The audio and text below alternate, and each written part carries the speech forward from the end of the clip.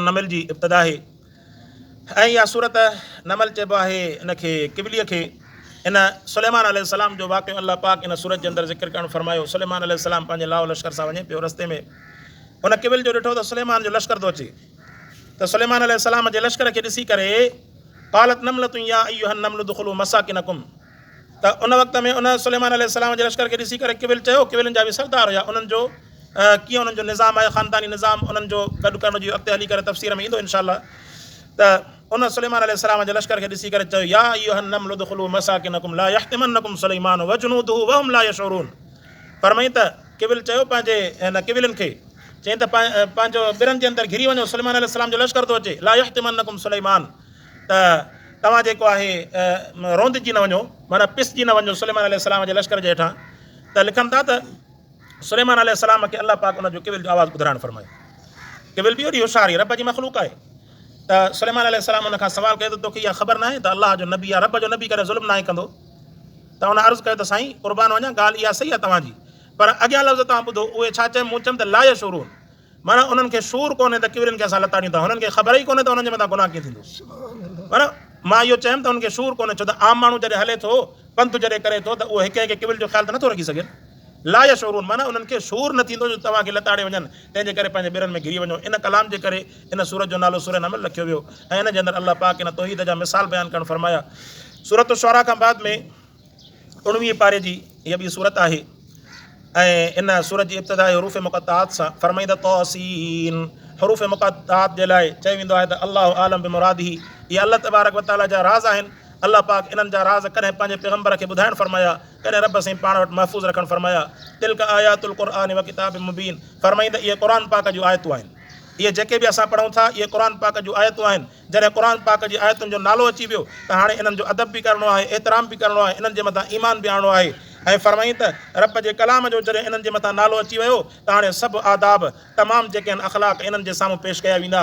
छाजे करे ही काइनात जूं जेके बि मख़लूक़ूं आहिनि, तव्हां ॾिसो त कंहिं वज़ीर जो प्रोटोकॉल चवंदा साईं SHO साहिब थो अचे, फलाणो DC साहिबु कमिश्नर साहिबु थो अचे या फलाणो साहिबु थो अचे, हुन जे प्रोटोकॉल में बीहो, इन्हनि सभिनीनि जा प्रोटोकॉल ख़तमु थी वेंदा। ख़ालिक जो प्रोटोकॉल तमामु वधीक आहे, अल्लाह जे क़ुर जो प्रोटोकॉल तमामु वधीक आहे, रब जे क़ुर जी इज़त तमामु वधीक आहे। जीअं हिकिड़े बादशाह हारून रशीद खां पुछियो वियो, चई त साईं हिते फलाणनि जायुनि ते असां जेके आहिनि क़ुर जा हाफ़िज़ मुक़ररु कया आहिनि, गवर्नर मुक़ररु कया आहिनि, पर उनजे बावजूद बि उन्हनि खां इंसाफ़ नथो थी सघे। त उन हिकिड़ो चयो जुमिलो चयो कि माहौल जे एतबार सां जेकॾहिं अॼु क़ुर जा हाफ़िज़ इंसाफ़ नथा करे सघनि त ॿियनि खां इंसाफ़ जी उमेद बि न रखो। छो?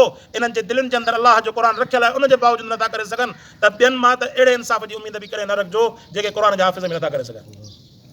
मसइलो आहे त इन क़ुर जी निस्बत तमामु वॾी आहे, क़ुर जी निस्बत तमामु वॾी आहे। अॻ में मुस्लमान इन क़ुर सां एतिरी मुहबत रखंदो हुयो, एतिरो एतिराम ऐं शौक़ु रखंदो हुयो जो क़ुर जी इन डिग्रीअ खे पंहिंजे सीने जे अंदरि इज़त जी निगाह सां ॾिसंदो हुयो। तॾहिं उहो पंहिंजे बचे खे क़ुर जो हाफ़िज़ बनाइण में फ़ख़ुरु महसूसु कंदो हुयो। अॼु जेको आहे हालत इहा आहे जो जेकॾहिं सम्झे थो मूं वटि 2-3 रुपया खीसे में आहिनि या मूं वारो छोरो जेकॾहिं होशियारु आहे त हुनखे पहिरियां वञी करे स्कूल जे अंदरि छॾींदो त वञी करे तूं स्कूल जे अंदरि पढ़, छो त तुंहिंजी ज़हानत इन स्कूल जे अंदरि ख़र्चु थिए ताकी सुभाणे कुझु माल जेको आहे मूंखे ॾांधारनि वांगुरु मेड़े करे खणी अची करे ॾे। ऐं अॻु में ईअं हूंदो हुयो जेकॾहिं सम्झंदो हुयो त वालिद हे मुंहिंजो बचिड़ो जेको आहे मुंहिंजे लाइ निगाहबान बणिजंदो त उहो सभ खां पहिरियां पंहिंजे बचे खे क़ुर जे हिफ़्ज़ जे लाइ वांदो कंदो हुयो त वञी करे क़ुर जो हिफ़्ज़ वञी करे छाजे करे उनखे यकीन हूंदो हुयो आख़िरत जे अंदरि सभिनीनि खे हलणो आहे। ॿियनि जा बचा बि degree of the PhD holder, professor ऐं सभु सर जेके आहिनि आख़िरत जे अंदरि वेंदा, पर उन्हनि खे इहो प्रोटोकॉल कॾहिं बि न मिलंदो जेको ग़रीब जे बचे खे क़ुर जे हाफ़िज़ खे मिलंदो।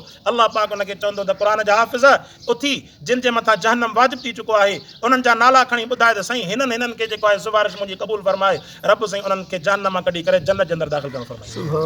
10 जे बारे में हदीस पाक में अचे थो, 10 जे बारे में वधीक बि मर्ज़ी जो मालिक आहे, पर अल्लाह 10 जो एज़ाज़ अता फरमायो क़ुर जे हाफ़िज़ खे। तंहिंजे करे फरमाई त तिल्क आयातुल क़ुरआन, ही क़ुर जूं आयतूं अथव, तिल्क आयातुल क़ुरआन, ही क़ुर जूं आयतूं अथव। इन क़ुर जी हिकु हिकु आयत जो एतिराम मुस्लमान जे मथां हुकुम फरमाई त मुस्लमान तोखे बिना वुज़ू जे इन क़ुर जी आयत खे हथ बि न हलाइणो। हीअ क़ुर जी आयत जो प्रोटोकॉल आहे, हीअ क़ुर जी आयत जी इज़त ऐं एतिराम आहे। क़ुर जी आयत खे तव्हांखे बिना वुज़ू जे तव्हांखे हथ बि न हलाइणो।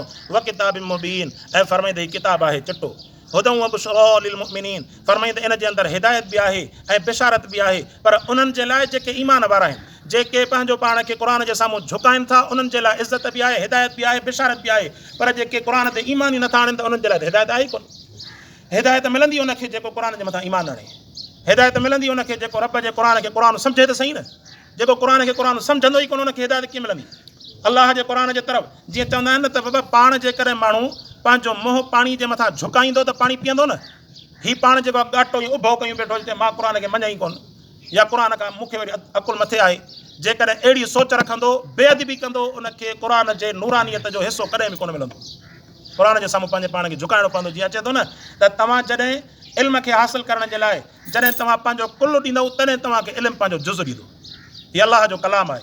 जीअं तव्हां ॾिसंदा त तव्हां बादशाहत जे प्रोटोकॉल जो जेकर तव्हां ख़्यालु न रखंदा न इज़त जो ख़्यालु न रखंदा न बादशाह तव्हां सां ॻाल्हाइण ई पसंदि न कंदो। बादशाह जी महफ़िल में वेठा हुजो पंहिंजी मोबाइल ते वेठा ॻाल्हायो कचहरियूं कयो या हेॾे होॾे मुख़्तलिफ़ वेठा ॻाल्हियूं कयो पाण में करे सघंदो।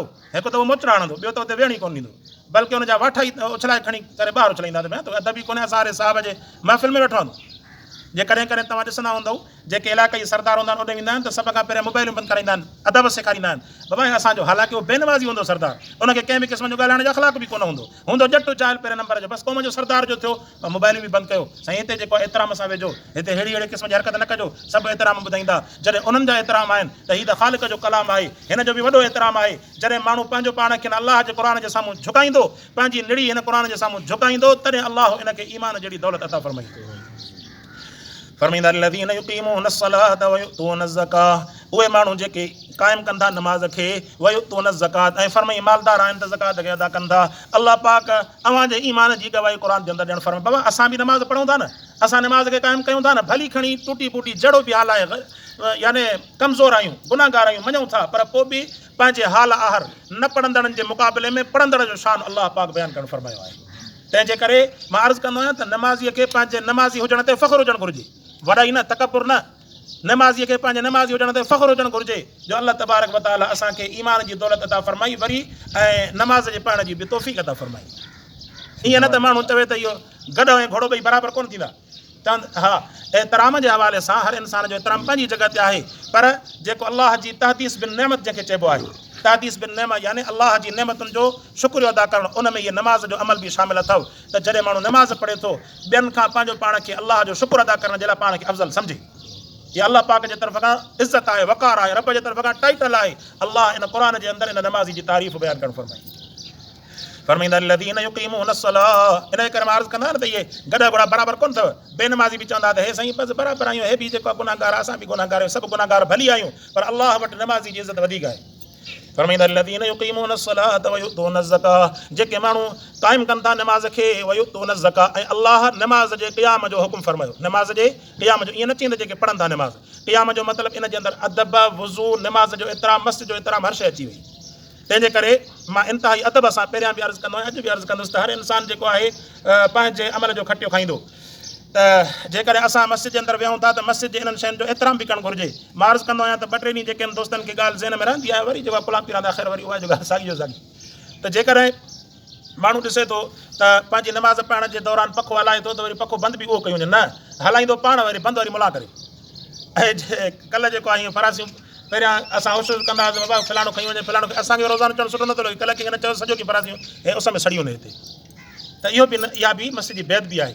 असांजो हर कंहिंजो हक़ आहे जॾहिं हिते या त वरी बजट हुजे अहिड़ी जो माण्हू अहिड़ा माण्हू रखे हुन बजट सां जेके ॾींहं राति फरासियूं बि करनि सफ़ाइयूं बि करनि। जॾहिं असां बजट ॾियूं माशाला ख़ैर असां जुमे जे ॾींहं त 10 रुपया था वरी उहो बि जेके वरी न ॾियणा हूंदा त अखियूं ईअं पूरे करे वेहंदो ॼण त हिन अमरा खे निंड थी अचे पेटी घुमंदी आहे न त तव्हां ॾिसो कैफ़ियत अमरा जेको अखियूं पूरे वेहंदो त मथां इहे 10 रुपया बि विझणा पवंदा बजट ॾियूं कुझु 10 रुपया अॼोके ज़माने में थिए छा थो 10 रुपयनि में जॾहिं बजट ई ओड़ी ॾींदासीं त पोइ हाल त अलाह पाक दुनिया जा असबाब त मामलात दुनिया जे असबाबनि ते रखिया आहिनि न।